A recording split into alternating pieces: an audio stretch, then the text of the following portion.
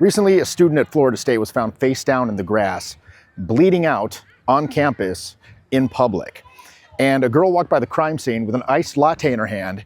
She doesn't help, she doesn't flinch, she just glances down and goes, "Ew, it's giving dead," and keeps walking. This is what emotional detachment looks like in late stage civilization, okay? Nobody's shocked, nobody's grounded, nobody's real. You got people more emotionally reactive to a TikTok dance than a fucking corpse. And we wonder why charisma is rare these days. If you want to stand out today, try being alive. Not like performatively, not like, look at me being mindful and well-adjusted, but actually present, eyes open, nervous system on. Because when the world goes numb, aliveness becomes rebellion. Stay human or end up sipping Starbucks next to a dead body thinking you're the main character. And here's the part that I actually hate to admit about this. I've done this too. I'm not preaching from some moral high ground. I'm not above that girl with the iced latte. In 2022, I saw a man light himself on fire at a gas station. I remember thinking, holy shit, is this real? And the craziest part about it, the guy didn't scream. He just casually reached into his truck like he forgot his wallet. And you want to know what my first reaction was to that? I pulled out my phone. I started filming, not to help, not to intervene, but because something inside of me thought, yo, this is absolutely insane. People need to see this. And only later did it hit me how fast I turned human suffering into content. That shit haunted me because it showed me just how deep the conditioning runs. We've all been trained to treat reality like a TikTok. Watch it, react, move on. Our brains now expect that. Short arcs, no resolution, no context, everything framed, everything aestheticized. And somewhere along the way, we forgot how to feel anything at all. You don't process pain anymore, you just caption it. So when I say this culture is numb, I'm not just talking about them. I'm talking about me. I'm talking about you. I'm talking about all of us, drowning in dopamine, drifting through chaos, pretending that we're alive while everything inside of us flatlines. And here's the thing, that reaction, it's not evil. That chick at FSU, she's not broken, she's just normal. In 2025, disassociation is baseline operating procedure. You're not supposed to feel anything anymore, you're supposed to post, even in the presence of death, because feeling makes you vulnerable. And God forbid you seem vulnerable in public, right? God forbid you seem affected. But when did numbness become a flex?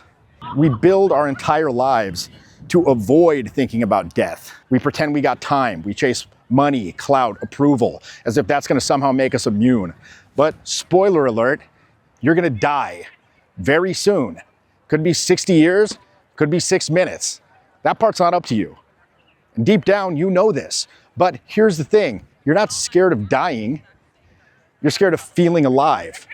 Because that requires presence. And presence requires vulnerability.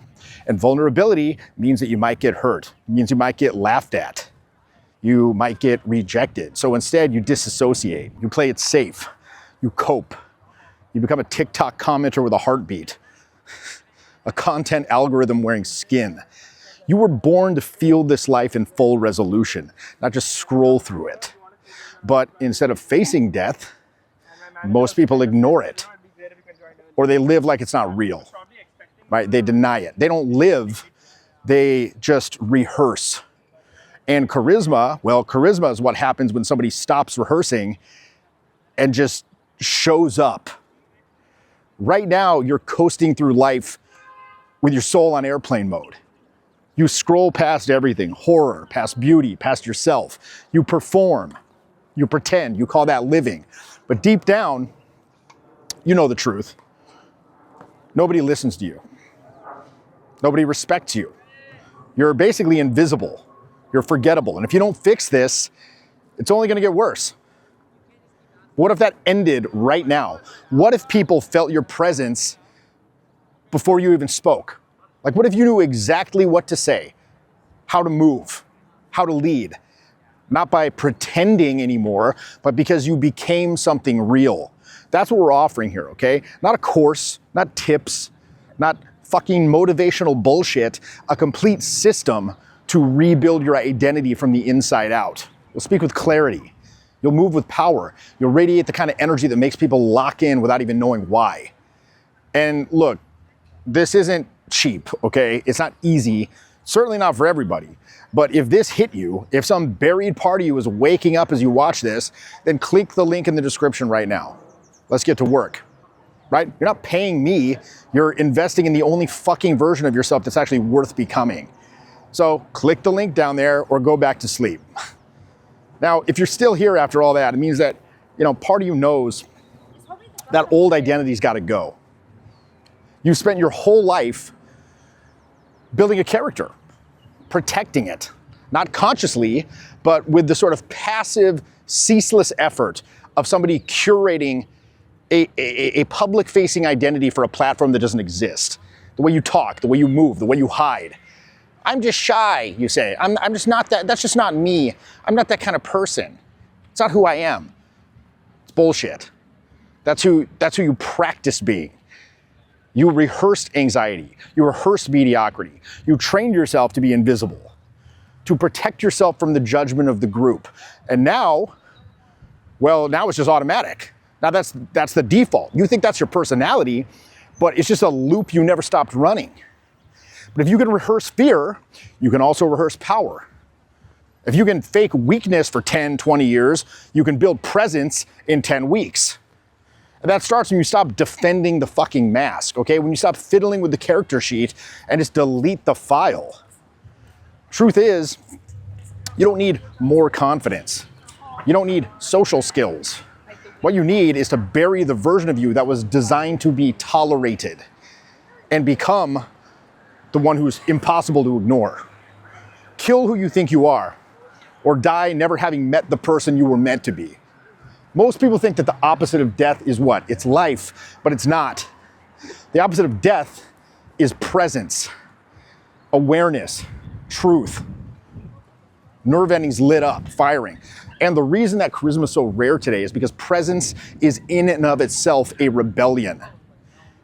You don't stand out today by wearing like loud colors or posting hotter takes or trying to be high value. You stand out by feeling something real in a world that's designed to keep you numb.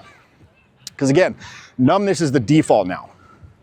This entire culture is a machine designed to keep you scrolling, consuming, obeying, and calling this a fucking personality. But when you stop performing, when you stop flinching, when you walk into a room and you're actually in your body, people feel that, right? They fucking feel it. They don't know why. They don't need to. It's fucking primal, right? Because in a world of like filters, all this fake fuckery, nothing hits harder than something real. A real look, a real voice, a real person, present, here, now. When that happens, you become the glitch in the simulation. You bend the room just by being there. That's the power of being alive.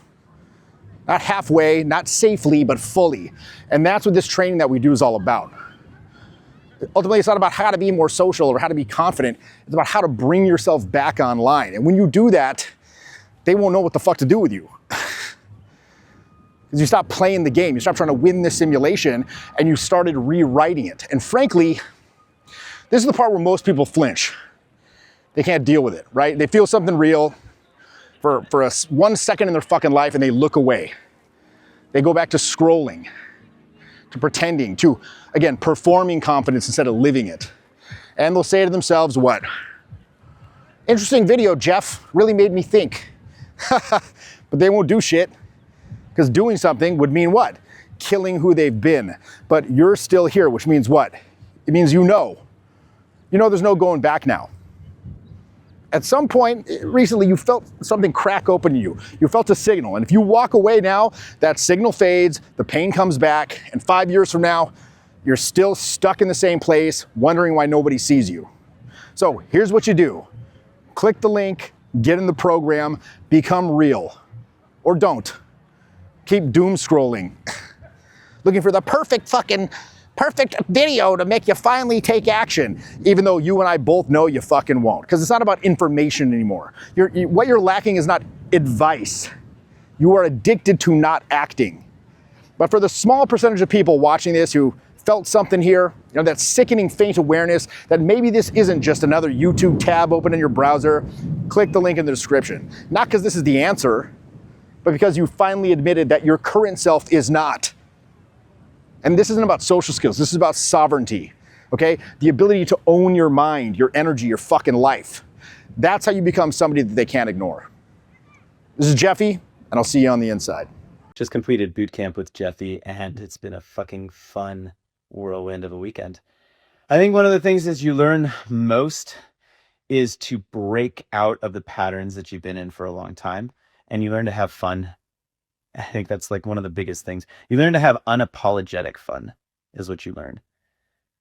That's the biggest takeaway for me anyway. Lots of approaching, lots of conversations, lots of pushing boundaries, and lots of just unapologetic fun. And if you want more of that, then this is probably the right place for you.